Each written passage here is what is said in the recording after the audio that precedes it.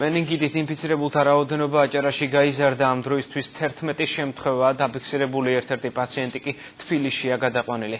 ბაღებში უკვე დაიწყო, ხვალიდან კი სადიზინფექციო სამუშაოები სკოლებში გაგრძელდება.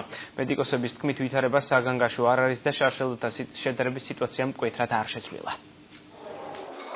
მაღალი სიცხე, თავის ტკივილი, კისრის კუნთების დაჭიმულობა – ეს სიმპტომებია, რომლითაც სამედიცინო დაწესებულებებს აჭარის რეგიონში მცხოვრებმა 11-მა მოზარდმა მიმართა. პაციენტებს ვირუსული მენინგიტის დიაგნოზი დაუსვეს. სტაციონარულ მკურნალობას 8 მოზარდი გადის. ერთი პაციენტი თბილისში გადაიყვანეს. მედიკოსების ინფორმაციით, საავადმყოფოებში ბოლო 2 დღის განმავლობაში მიმართვიანობა მკვეთრად იმატა. ჩვენთან სულ დაფიქსირდა უკანასკნელ დღეებში მხოლოდ 6 შემთხვევა ვირუსული მენინგიტის, ყველას მდგომარეობა დამაკმაყოფილებელია და ხვალ და უახლოეს დღეებში გაეწერებენ აბსოლუტურად გაჯანსაღებულ მდგომარეობაში ბინაზე. ბათუმის მასშტაბით ვირუსული მენინგიტით ინფიცირებულთა შორის საბავშვო ბაღის აღსაზრდელი მხოლოდ ერთია. შემთხვევა ბათუმის მეოთხე საბავშვო ბაღში დაფიქსირდა. შემთხვევა დაფიქსირდა გუშინ სამუშაო დღის ბოლოს. თავისთავად პრევენცირება მივიღეთ იმის, რასაც ყოველდღე ვაკეთებთ, სადიზინფექციო ხსნარების მიხედვით არსებობს საბავშვო ბაღში. ყველა საბავშვო ბაღში ეგ არის ანოლიტი, რომელსაც ყოველდღიურად და სისტემატურად სარგებლობ. აჭარის საზოგადოებრივი ჯანდაცვის ცენტრის ინფორმაციით, რეგიონის მასშტაბით მენინგიტის შემთხვევები მხოლოდ ბათუმსა და ხელვაჩაურში აღირიცხა.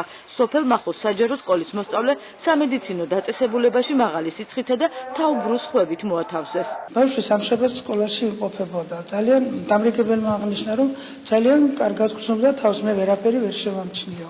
მაგრამ ღამის 3 საათზე გამხდარა ცუდად, ატკენია თავი, ქონია სიცხების, ისეთი ტკივილები ქონია აუტანელი. ბაღების გაერთიანების ადმინისტრაციის ინფორმაციით, ვირუსული ინფექციის პირველი შემთხვევისთანავე მკაცრი სანიტარული ღონისძიებების გატარება დაიწყეს. როგორც კი დაფიქსირდა ეს ენტეროვირუსული მენინგიტი, ჩვენ იგივე მივიღეთ ზომები საბავშვო ბაღებში, ყველა საბავშვო ბაღში 27-ში, მით უმეტეს იმისა, რომ სადეზინფექციო სითხის არის ანოლიტის სითხითი, მუშავდება ჯგუფები, სველი წერტილები, გაორმაგებით აქვს, ახლა გაორმაგებული გვაქვს შეტანილი საბავშვო ბაღებში. სიტუაცია საგანგაშო არ არის, თვლიან საზოგადოებრივი ჯანდაცვის ცენტრის წარმომადგენლები.